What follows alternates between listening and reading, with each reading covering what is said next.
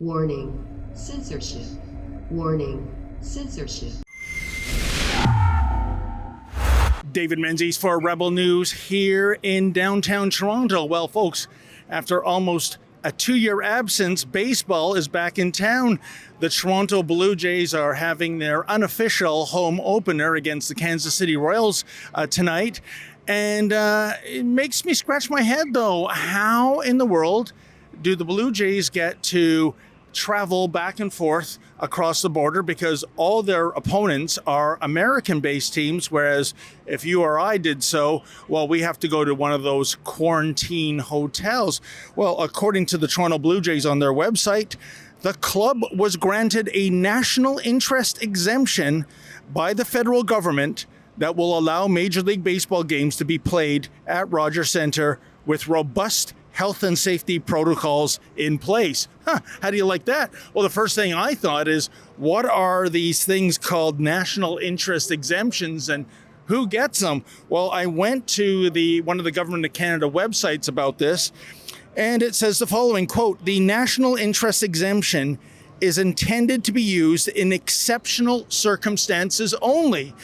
All other exemptions must be considered before giving consideration to applying the national interest exemption." And it goes on with a lot of bureaucratic bafflegab. But how is it that, baseball in the city of Toronto is considered something of national interest, something that is exceptional? I am baffled by this. It's just a sports team having fun and games after all. Or could it be, folks, that this is yet another glaring example of money talks and bullshit walks, even during a pandemic?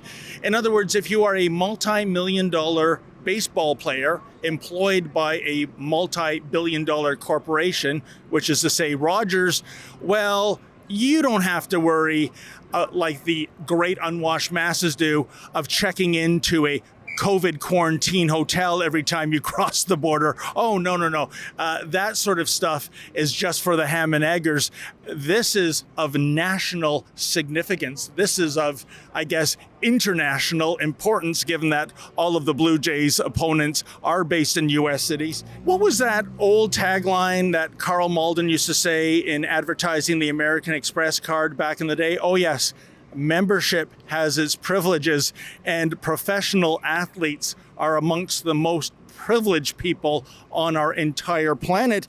It actually brings to mind another quote, this one from George Orwell, namely, "All animals are equal, but some animals, such as blue jays, are more equal than others." For Rebel News, I'm David the Menzoid Menzies.